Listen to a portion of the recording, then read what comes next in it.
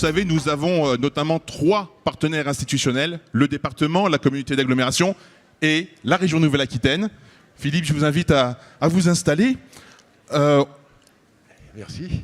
On va faire un petit peu rapide, évidemment, mais vous êtes venu là pour nous partager quelques informations sur les actions que mène la région aujourd'hui sur ces sujets qu'on va évoquer pendant ces 3 journées où on a été présent. Je crois que c'est la première fois que vous nous rendez visite. On a eu d'autres représentants des autres régions depuis maintenant 2011 où on est installé à Pau.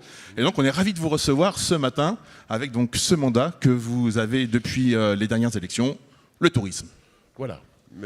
Alors, qu'est-ce que vous avez envie de nous partager ce matin sur les actions qui ont été menées depuis l'année dernière, en fait, et ce qu'on avait vu avec vos prédécesseurs? Alors, je suis arrivé à la fin de l'intervention de Jean-Baptiste, qui est le directeur de la MONA, la mission des offices de tourisme en Nouvelle-Aquitaine.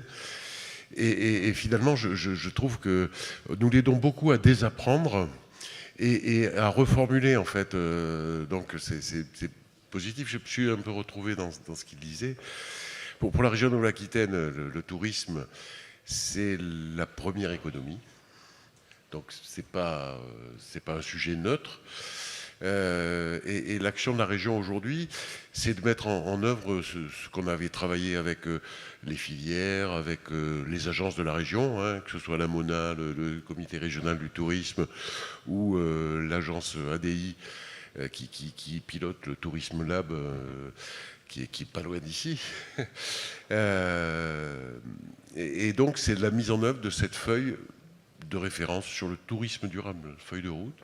C'est la priorité numéro 1 de la région Nouvelle-Aquitaine, sur le tourisme et d'autres sujets, j'imagine. Oui, sur le tourisme et d'autres sujets, c'est un dispositif général qui s'appelle Néoterra, et au travers duquel on essaie d'insuffler dans tous nos règlements d'intervention ce qui concerne le développement durable, la lutte contre le changement climatique, mais aussi les transitions écologiques, environnementales bien sûr, mais aussi sociales et sociétales.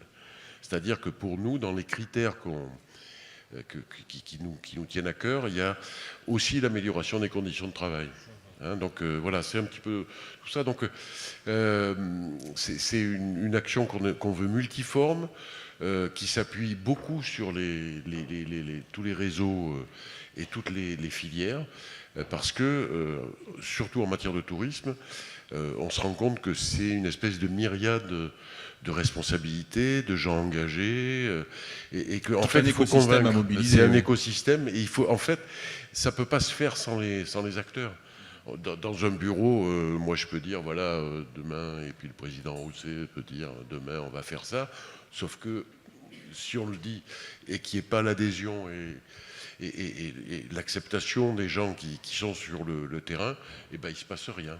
Alors justement, au-delà du bureau, est-ce qu'il y a 1, 2, 3 réalisations dont vous êtes particulièrement fiers, qui sont en train de voir le jour ou qui ont vu le jour depuis la mise en œuvre de ce programme Néoterra? Alors, réalisation, je ne sais pas si... Parce que la région réalise peu. La région accompagne. Elle accompagne. Elle accompagne les réalisations. Alors, bien sûr, on m'a préparé un certain nombre d'exemples, donc je vais vous les donner. Donc, par exemple, et ça va être réparti sur toute la Nouvelle-Aquitaine, bien sûr. On va faire le tour de tous les départements. Il n'y en a que 12. Non, on va faire par grande... Mais, par exemple, au Futuroscope, 2 millions de visiteurs par an quand même, des problématiques d'artificialisation des sols, d'îlots de chaleur pendant l'été, avec le changement climatique. Très important en plus. Donc c'est l'accompagnement de la région sur l'idée de créer des îlots de fraîcheur et de travailler sur les structures qui sont là pour créer des espaces qui font que les gens sont mieux et ressentent moins les effets de la chaleur. Pas très loin d'ici, dans le même département, à Bidart, c'est la requalification de la plage d'Erethesia, voilà, qui est une plage qui appartient très largement au département 64. Mais c'est vraiment comment on renature, comment on change les modes de transport pour aller jusqu'à cette plage, c'est-à-dire comment on donne plus de place au vélo, plus de place aux piétons, un peu moins de place à la voiture. C'est en Charente-Maritime quelque chose qui s'appelle le cyclocamp, c'est-à-dire sur ces grands itinéraires cyclables qui existent, qui traversent notre région, c'est se dire, la personne qui voyage en vélo, il faut que quand elle arrive, elle trouve un certain nombre de services. Et donc comment on rend possible et attractif des modes de déplacement doux en faisant en sorte de faciliter la vie de la personne quand elle fait étape, qu'elle puisse trouver à la fois un lieu convivial, mais aussi de quoi réparer son vélo, d'entretenir, faire sécher ses habits s'il a plu, enfin, etc. Quoi. Enfin, je vais pas... Oui, j'imagine qu'il y a bien d'autres projets, voyez un peu partout, mais oui, ça infuse en fait tout l'écosystème dont on parlait tout à l'heure. Et puis, alors, quelque chose sur lequel moi je pense que c'est très important de travailler, c'est qu'on a lancé des appels à projets sur le logement des saisonniers. C'est un vrai sujet parce que souvent les saisonniers sont accueillis dans des conditions qui ne sont pas optimales. Et donc, c'est compliqué à la fois de dire j'ai du mal à recruter des saisonniers, mais je ne fais rien pour les accueillir. Donc, il faut arriver à trouver un équilibre dans tout ça. On sait que c'est une problématique extrêmement importante. Ouais. Peut-être pour conclure cette séquence, qu'est-ce que vous avez envie de partager aujourd'hui avec les personnes qui sont ici dans cette salle et avec quoi vous aimeriez qu'elles repartent finalement de ces rencontres? Leur dire que les institutions, qu'elles soient régionales, départementales, communales, ce n'est pas des monstres froids qui regardent que les chiffres.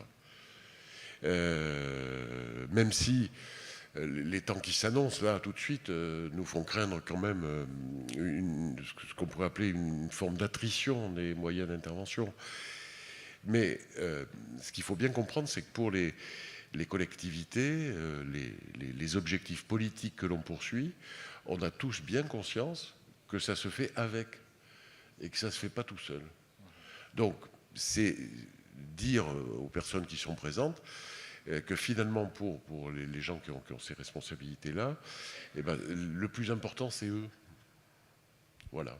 Très bien. Merci beaucoup, monsieur le vice-président. Félicitations à vous.